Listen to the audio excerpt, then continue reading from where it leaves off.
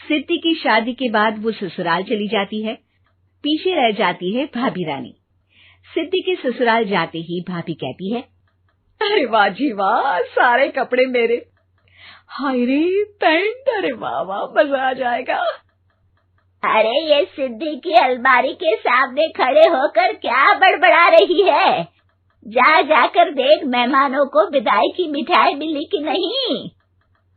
अब हाँ माँ जी, क्यों नहीं, लेकिन पहले कपड़े तो बदल लूं। अब रानी आ जाती है सिद्धि के उन कपड़ों में जो वो ससुराल जाने से पहले घर छोड़ जाती है। अरे रानी, कुछ दिन रुक जाती। अरे ये तो सिद्धि बिटिया को मैंने ही दिया था, बड़ा ही फबता था उस पर, तुझ पर तो कुछ खास नहीं लग रहा।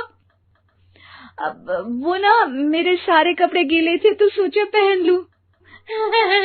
वैसे भी सिद्धि को कौन सा दिन पुराने आउटडेटेड कपड़ों को पहनना है। वैसे भी ये सूट तो मैंने तभी पहना था, वैसे खास है भी नहीं ये। हाँ ठीक है, लेकिन ना मेरी सिद्धि पर तो जमता था। सारे मेहमान चले जाते हैं और सिद्धि ससुराल से मायके पहली बार आती है। अपना घर, अपना कमरा, अपनी अलमारी।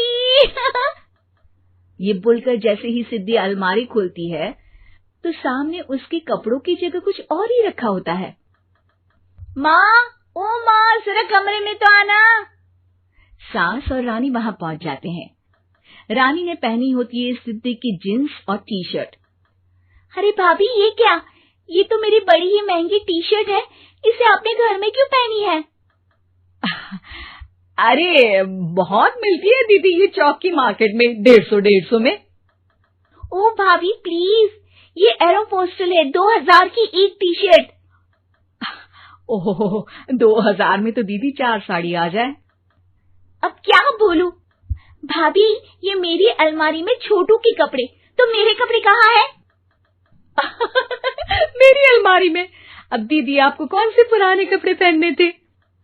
माना भाभी, लेकिन मैं जब घर आती तो यही सब पहनती ना। अरे तुम तो बड़ी कंजूस हो दीदी। खैर, वक्त आता है जब सिद्धि ससुराल के लिए रवाना हो रही होती है। अरे रानी, अंदर से सिद्धि का गिफ्ट ले आ, लड़की पहली बार ससुराल से मायके आई है। रानी अंदर जाती है और एक सिंपल सी साड़ी लेकर बाहर आ जाती है। ये लीजिए माँ जी। सास बेटी को गिफ्ट देकर ससुराल भेजती है। अगले दिन रानी एक सुंदर सी साड़ी पहनकर सामने आती है। अरे रानी, ये तो वो साड़ी है जो मैंने सिद्धि को देने के लिए दी थी जब वो ससुराल ले जाती, लेकिन ये तूने कैसे पहन ली? अरे माँ जी, ये साड़ी तो मुझे बहुत पहले से ही पसंद थी, लेकिन चिंता ना करिए, मैंने सिद्धि के लिए भी अच्छी सी साड़ी दी है। हाँ। तभी सिद्धि का फोन आता है। क्या माँ, कुछ अच्छा तो दिया होता ससुराल ले जाने के लिए। अरे पहले दिखा दिया होता। ये चमकते हुए पैकेट में नौकरानी वाली साड़ी मत दिया करो माँ। अरे बेटे, वो तेरी भाभी ने ना गलती से उससे पैकेट बदल गया। हाँ, मैं कल ही तेरे भाई के हाथ से तेरा वाला पैकेट भेज दूंगी। अरे रहने दो माँ, आई एम श्योर भाभी ने अभी वही साड़ी पहनी होगी जो तुमने मेरे लिए रखी थी। तुम तो समझ नहीं पाई उनको। खैर छोड़ो, मैं ज्यादा बोलती अच्छी नहीं लगती, रहने दो, आपको उन्हीं के साथ रहना है, फिर बात करेंगे। सास को रानी पर गुस्सा आ जाता है। वो उसके कमरे में जाती है जहाँ वो शादी का एल्बम देख रही होती है। रानी, मार्केट जाकर एक ऐसी ही साड़ी लेकर आ, कल प्रतीक जाकर सिद्धि के घर दे आएगा।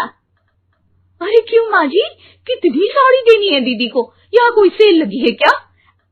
अरे चुप कर, मेरे बेटी के हिस्से की साड़ी खुद पहन ली, अब ज्यादा ज्ञान बांट रही है। एक दिन सिद्धि का फोन आता है। माँ, मेरी सास ने आप सबको खाने पर बुलाया है। सारे लोग सिद्धि के ससुराल पहुँचते हैं। खाना खाकर वो लोग निकल रहे होते हैं कि सिद्धि की सास सभी को गिफ्ट देती है। अरे बहन जी, बेटी के घर का खाना खा लिया, यही बहुत है जो आप ऊपर से गिफ्ट भी दे रही है।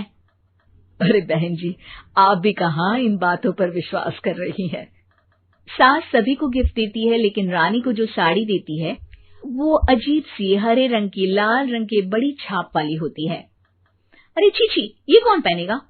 सासू माँ को तो जरी वाली इतनी सुंदर, और मेरे लिए ये नौकरानी वाली। अरे भाभी, दरअसल मैं जब भी घर आती थी आप वापसी में ऐसी ही साड़ी देती थी ना, तो माँ ने सोचा कि आपको आपकी पसंद की ही साड़ी क्यों ना दी जाए। बेचारी रानी, बोलती भी तो क्या। सिद्धि और सास रानी का चेहरा देखकर हंसने लगती है, तो रानी समझ जाती है कि अपने ही बिछाए जाल में वो फंस चुकी है।